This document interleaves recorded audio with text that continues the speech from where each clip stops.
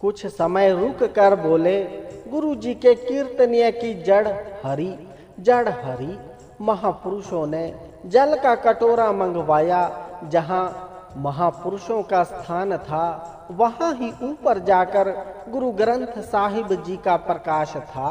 संगत जिन सीढ़ियों द्वारा ऊपर दर्शन करने जाती थी उनकी चरण धूलि लेकर उस जल में डाल दी और वह जल भाग सिंह की पत्नी को पीने के लिए दिया और साथ वचन किया कि रोज एक पाठ सुखमणि साहिब जी का नियम से करना है।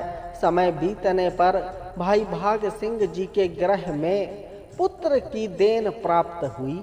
देख लो सुखमणि साहिब जी की वाणी की बरकत, किधर 18 साल से औलाद नहीं थी। सुखमणि साहिब जी का सहारा लिया, साल भर में ही पुत्र की प्राप्ति हो गई। यह पुत्र रागी हीरा सिंह बने।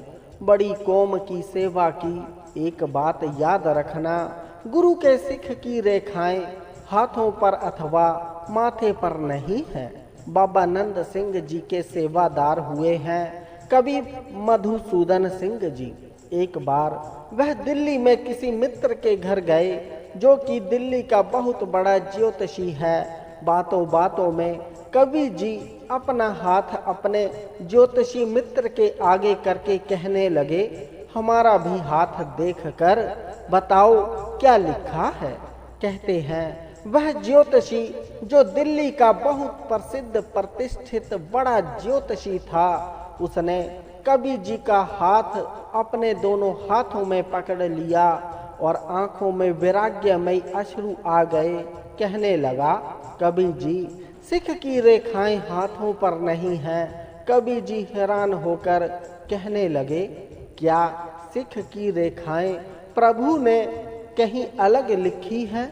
वह ज्योतिषी कवि जी को गुरु ग्रंथ साहिब जी के कमरे में ले गया और कहने लगा, जब गुरु का सिख प्रभात काल अमृत बेले उठकर स्नान करके नित्य नियम द्वारा जपू जी साहिब द्वारा सुखमणि साहिब जी की वाणी द्वारा अथवा कैसे भी गुरु के चरणों में लीन होने के पश्चात अरदास करता है कि सतगुरु आज का दिन सुख का बिताना, तो उस दिन की जितनी अशुभ रेखाएं होती हैं वह गुरु ग्रंथ साहिब जी के चरणों में आ जाती हैं।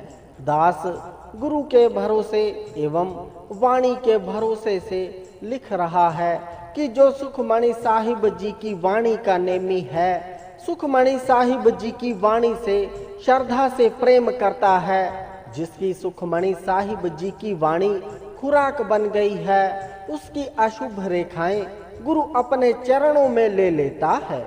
कवि जी ज्योतिषी की यह बात सुनकर बड़े हैरान होकर पूछने लगे कि आप इतने बड़े ज्योतिषी होने के बावजूद यह बात कह रहे हो और फिर आप यह धंधा क्यों कर रहे हो? वह ज्योतिषी कहने लगा कि दिल्ली के लोगों के पास धन बहुत है, मैं तो केवल धन लूटने हेतु यह धंधा कर रहा हूँ, क्योंकि लोगों में अंधविश्वास बहुत है। और मैं क्या, बहुत सारे पंडित ज्योतिषी इस बात का फायदा उठाते हैं। कुछ समय पहले की बात है, दास को अमृतसर में एक सिख नवयुवक मिला और कहने लगा, मेरे कारोबार में बहुत मंदा है। दास उसे अभी कुछ कहने ही लगा था कि वह पहले ही बोल पड़ा, पर अब ठीक हो जाना है। दास ने कहा कि तुझे कैसे पता कि अब ठीक हो जाना है?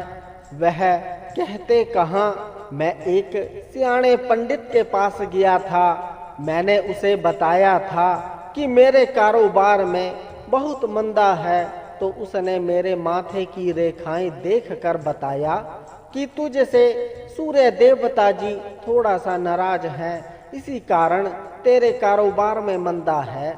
उसने मुझे कहा है कि यदि तू 7 दिन पानी में सिंदूर डालकर सूर्य देवता जी को पानी दे तो तेरा कारोबार ठीक हो जाएगा। दास ने उसकी यह सारी बात सुनकर कहा, इस बारे में अभी मैंने तुझे कुछ नहीं कहना, 7 दिन बाद ही देखेंगे। उसी नव युवक का दास से कोई 2-3 महीने बाद अचानक मेल हो गया। दास ने सहज स्वभाव ही प्यार से जब हाल चाल पूछा तो वह कहने लगा, आज से 2-3 महीने पहले जब आपसे मेरा मेल हुआ था तो मुझ पर 70,000 का कर्जा था, अब 1.25 लाख का कर्जा मेरे सिर पर है। दास ने कहा, तूने 7 दिन जो सिंदूर पानी में डालकर सूर्य जी को दिया था, क्या उससे बात नहीं बनी? क्या सूर्य देवता जी माने नहीं? वह कहने लगा, 7 दिन में सिंदूर डालकर पानी तो सूर्य देवता जी को देता रहा था, पर कोई बात साकार नहीं हुई।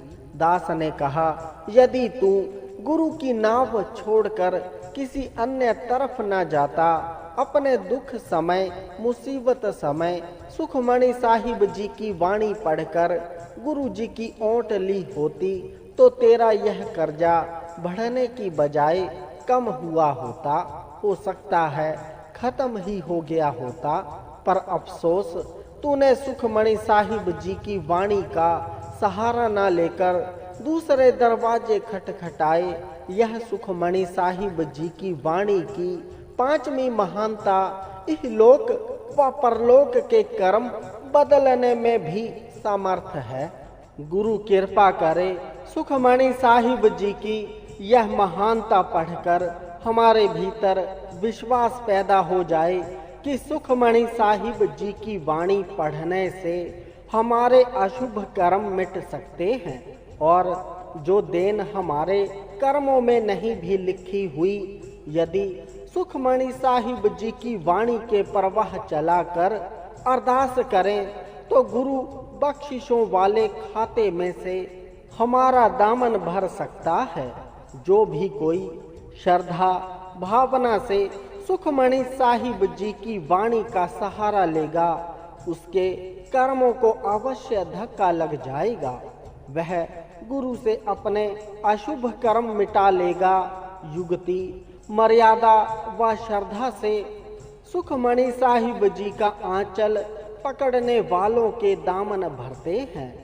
5 श्री सुखमणि साहिब जी की 5वीं विशेषता पढ़कर यह पता चलता है कि यह वाणी धैर्य से पढ़ने से व्यक्ति के अशुभ से अशुभ लेख कर्म, गरीबी, कठिन समय भी बदल देती है।